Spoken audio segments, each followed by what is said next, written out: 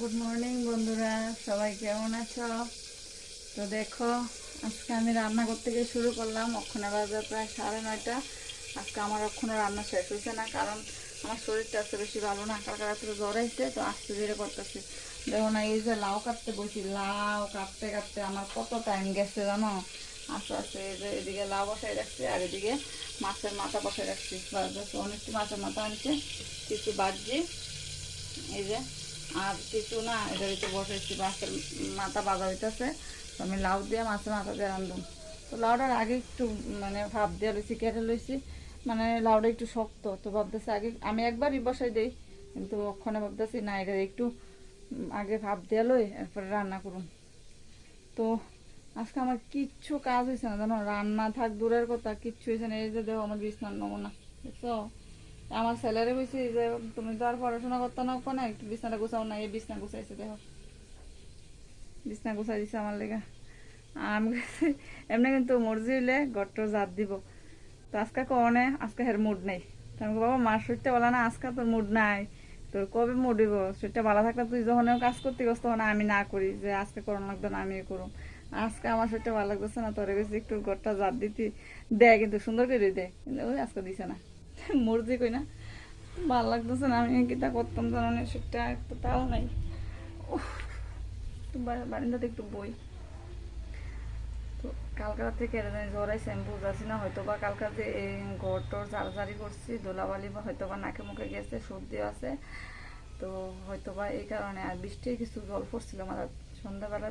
সন্ধ্যাবেলা বাইরে ছিলাম, বাইরেছি বলতে আমরা এই যে উঠানটার মধ্যে ওই যাইতাছি, তো আজকাল দুধ দিছি যে অনেকটি বৃষ্টি ফোটা মাথা থেকে।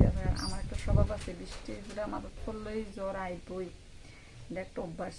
হেরও মানে হ্যাঁ, যদি মনে করো বাইরে বৃষ্টি আছে, হ্যাঁ গড়া সর্দি হয়ে যাবো, মানে হ্যাঁ শৈল করতে লাগতো না। মানে যদি হ্যাঁ দেখতেছে যে বাইরে বৃষ্টি হইতেছে আর হ্যাঁ শুয়ে দিছে বা ঘুমাই দিছে, এই ঘুমের মধ্যে হ্যাঁ সর্দি হয়ে যাবো। আমি বুঝি না হ্যাঁ কি তা অভ্যাস। তো আমারও সেম অভ্যাস। তো যা ওই হোক, ওখানে দেখো আকাশটা তো আজকে বেশি রৌদ্রও নাই, ঠান্ডা আছে, রৌদ্রও নেই বেশি, বাতাস আছে, ভালো লাগতেছে। এই হাওয়াটা ভালো লাগে, দেখো কীভাবে। আমার কিন্তু বড় ফ্যান চালাই না, নেই বাইরের বাতাসে পর্দাটা লড়তেছে।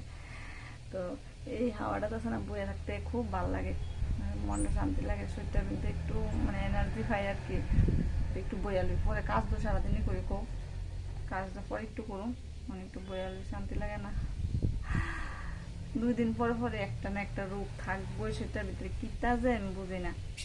আজকে বলে মাথা ব্যথা, কালকা বলে জ্বর, পরশু বলে হাত ব্যথা, এই চলে।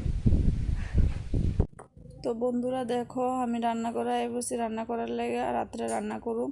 জ্বরটা অক্ষণে বেশি নাই, কারণ ওষুধ খাইছি পরে একটু কমছে। তো আমি ভাবতেছি যেহেতু জ্বর নাই, আমি রান্নাটা করে লাই। দেখো বাঁশকুড়ুল কাঠটা ফাপ দিয়ে লইতেছি, বাঁশকুড়ুল ডিম দিয়ে বাজি করুম।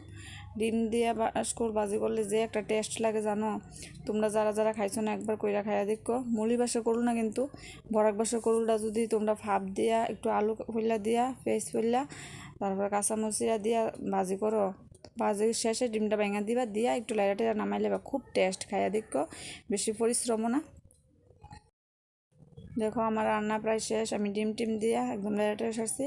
এমন হইব তোমার বাজারা করে সারলে, খাইতে যে একটা স্বাদ লাগে, গরম ভাত দিয়ে খাইয়া দেখো, খুব টেস্ট।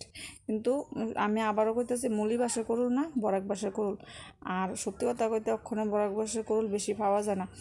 কেডা বা মনে করো করুল বিক্রি করার লেগে কাইটটা আনবো।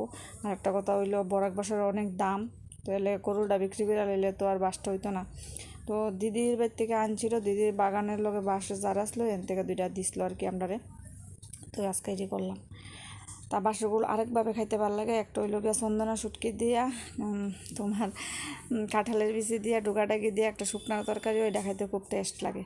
তো যারা যারা খাইছো না, এই রেসিপিটা একবার ট্রাই করে দেখো বন্ধুরা। আজকের মতো ভিডিওটা এদিকে শেষ করতে আসি, টাটা।